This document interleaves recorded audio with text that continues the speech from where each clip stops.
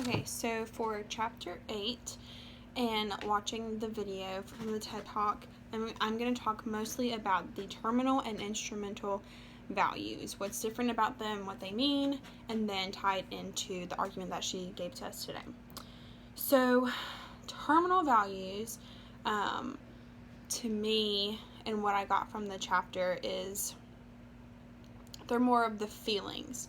So, freedom, happiness, pleasure, salvation. Those are things that you have values of that are going to be long term, and that's what you're reaching towards.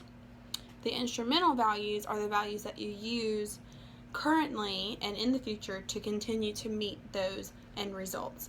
So, some examples of instrumental are honesty, helpfulness, forgiveness, and courage. I think that in her argument, she talked mostly about grit, and she used that example with her students.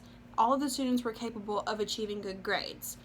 All of the military men were able at West Point to achieve careers in the military, but it was the grit that the only specific individuals had that would carry them to their long-term goals.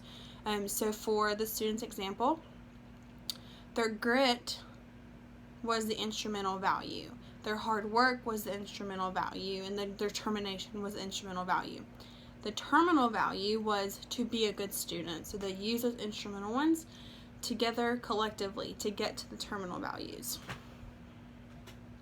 She also pointed out that some of her smartest students weren't achieving the best results. So that just shows that because they were already successful, that they might have not been using those instrumental values to push themselves further and to better themselves.